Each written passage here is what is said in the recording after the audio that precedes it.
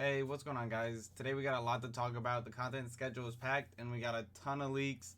It's perfect because it's right on time. I can tell you guys everything about this week because everything was leaked. It's kind of crazy, but let's start off with what dropped today, and those were the AKAs, the Joshua Dobb and the Zach Seiler.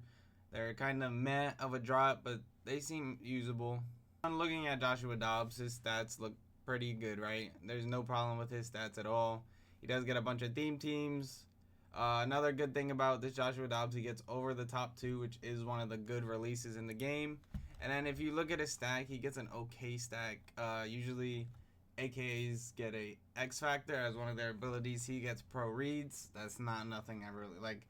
I'm not going to throw it to who they say is open every time. So, like, I'm not wasting 2 AP on this. I wish it was something better, but if it was better, he would probably have been one of the best QBs in the game. Here, I'd probably be running Gunslinger, Backyard QB, Pass Lead, and then down a little bit, Conductor, Gift Wrapped. That's probably the stack. That makes him one of the top 10 QBs in the game for sure.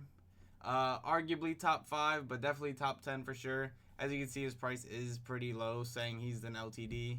And just assume that his 96, I believe it is the same thing, just with like -1 attributes and +1 AP.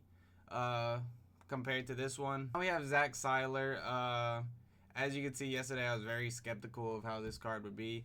Dolphins, Ravens chem, so Ravens team gets another decent card. We're going to look at his ability, see what he actually gets, if he's actually usable. He gets Unstoppable Force for 3 AP. That changes a lot, guys. He's actually really decent if he gets that for 3 AP. I currently use DeMarcus Ware on my team, and my team is probably the best team in the game, because DeMarcus Ware gets Unstoppable Force for 4 AP, if you guys didn't know.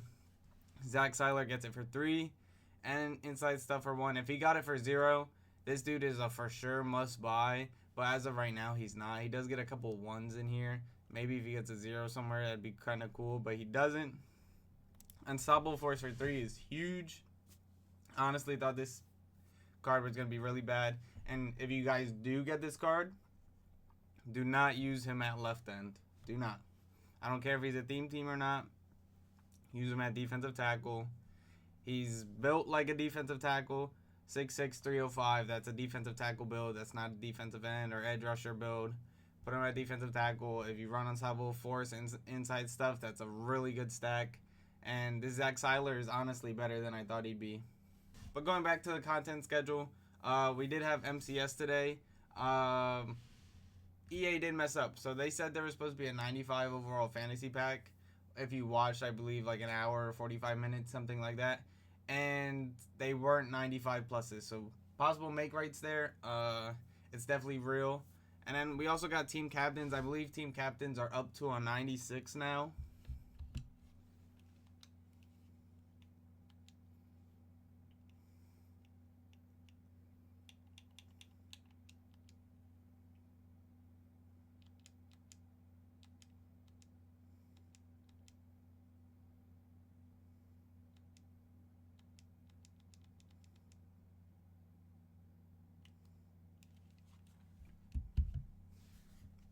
So yeah, I just checked, guys.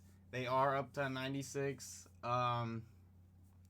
There's some very good cards. If you guys do use your team captains, I personally think the best ones are Manti Te'o, Pat Tillman, and the kicker. I think the kicker is a must, but the other two you go after could be Manti Te'o or Pat Tillman. In my personal opinion, I think they're best. But if you have to fill a need on your team and you need like the tackle or the center or something like that, go ahead and do that. But ones to stay away from, I'd probably say stay away from Jason Witten and stay away from the fullback, honestly. But team captains are up to 96s for everybody. And then on Wednesday, I believe we're getting Roster Revolution and Combine. Combine can be on Thursday, but Roster Revolution and Combine, I believe, will be Wednesday. It will be a double drop, I think. Roster Revolution cards were leaked. So as you can see, these cards were leaked.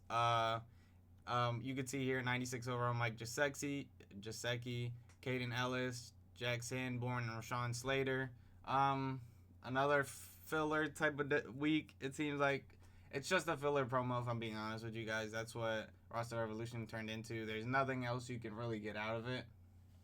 And then we also got Combine Release 2, and this is probably the most anticipated drop because they did leave out a bunch of cards last week that were leaked, and the cards that they left out were like everybody wants, and I'll show you guys them.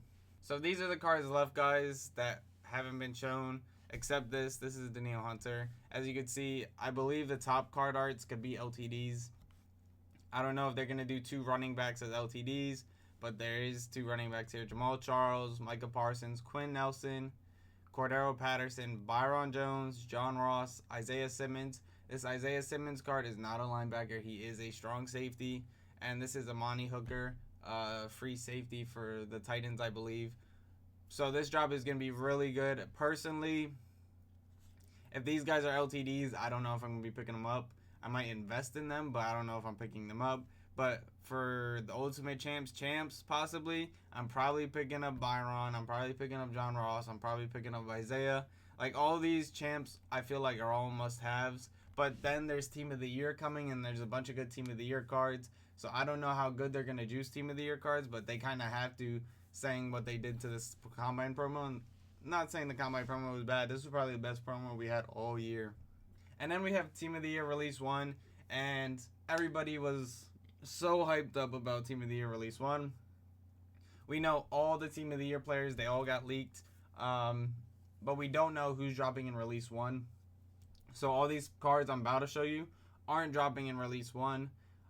Some of them will, but not all of them. So right here is the Team of the Year lows. I don't know what that means. That might be like 93s or something like that, 94s. And then you can see this is, I see Puka here. That's all I can really, like, he looks familiar, and he looks familiar. I'm not too sure who this guy is, but I can't think of these names off the top. I believe these are going to be 93s or something like that, 94s maybe.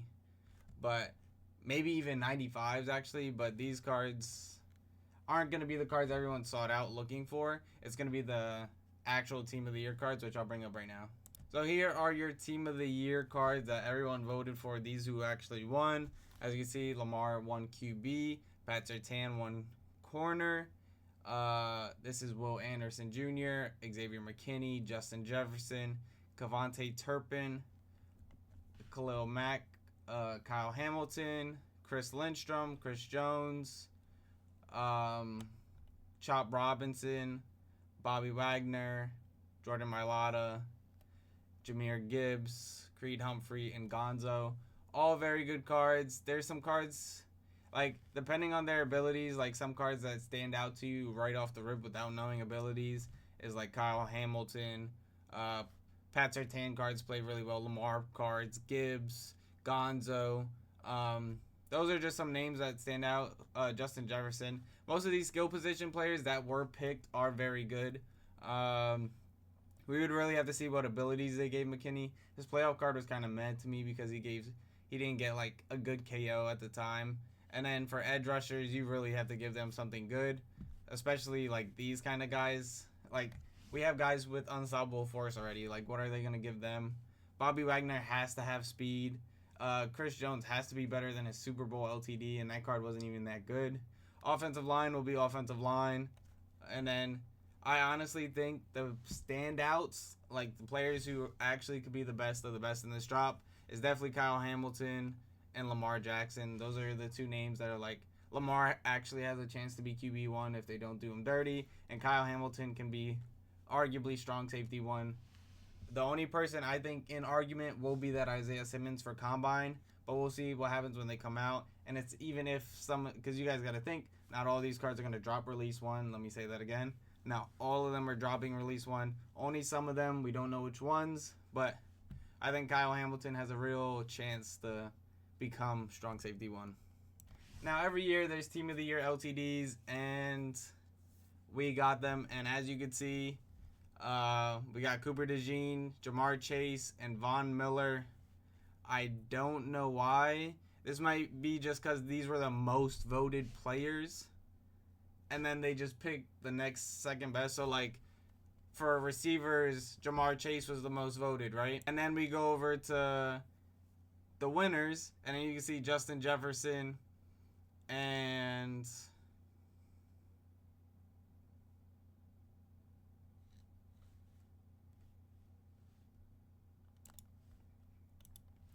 Yeah, no, I'm not sure how it works. I do think it's most voted, to be honest, for their position, but I could be wrong. I don't know how Von Miller won anything. If you guys could tell me why Von Miller was on the list, let me know, because I'm pretty sure he didn't play the whole season. If not, he didn't play good. I don't know why he was voted this high. And his Cooper DeJean card, Cooper DeJean cards have never played bad at all. His Ghost of Mud card, very good. His Super Bowl card, very good. And then he's going to get this card too. I'm just hoping they make him really good. But it's really hard to top that Super Bowl card. He honestly might, since he's the LTD, get universal coverage. And then these guys might actually get X Factors, if I'm being honest with you. Might get X Factors as abilities. I can see it happen. Their cards before were correct. You're gonna have to top the cards they had before, and not only top the meta at that. And the only way they do that is by giving them an X Factor as an ability. And I can see it happening. If Cooper DeJean gets universal coverage, he automatically gets shot up into top 3 corners, maybe even top 1 based off his stats and the rest of his buckets. Same with Jamar Chase. If he gets like double me or yak him up, no receiver has yak him up yet. I think if he does get yak him up, he goes straight to receiver 1. I know that Christian Watson gets double me and rack him up, but yak him up breaking first tackle no matter what is something really nice to have. And then Von Miller will need something like Colossus or Unstoppable Force as an ability, and cheaper than 4 AP. Most of the players who have it for 4 AP. The DeMarcus Ware, the George Karlaftis, and then we got the Zach Seiler today who gets it for 3. If he gets it for 2, then it changes the game. All these cards are arguably the best at their position, and that's honestly what we're looking for. We're looking for meta changes. We're not trying to use the same card for months at a time just because they're not giving anybody better abilities than what they already had. So that's what we're looking for Team of the Year. But they also did leak Ultimate Legends. Ultimate Legends is always Saturday. And then if you could see here, I probably showed it a little bit earlier, talking about the roster evolution, but the Ultimate Legends that were leaked were Aeneas Williams, I believe you say his name, and then Jim Taylor. Aeneas Williams is a corner for the Cardinals. I don't know if he played anywhere else. And then Jim Taylor was a running back or fullback for the Packers. We'll see how good they are, honestly. They haven't missed with Legends, honestly, ability-wise. They've always came out with good Legends ever since the Ultimate Legends promo has dropped. So, Ultimate Legends, we have something to look forward to on Saturdays, which is not really normal because they did sell in past years on Ultimate Legends. Now, last thing I want to talk about for Team of the Year is the Team of the Year token you can see here. It seems like TJ Watt is the upgradable player. So, all Steelers teamers, TJ Watt's the upgradable player. He will get to 97, which means he will be usable as an edge rusher. We're hoping he gets good discounted abilities. The Kurt Benker that came out for Combine is usable technically. He does get an okay stack. And I'm assuming this TJ Watt is going to be pretty usable, especially on a theme team. So, Steelers theme team, you might be up. And if he's as cracked as he could be, he possibly could play on like really good teams too as an edge rusher. But it seems like TJ Watt's our welcome player that gets upgraded. But that's all for today, guys. If you enjoyed the video, like, subscribe, and I'll see you in the next one. Peace.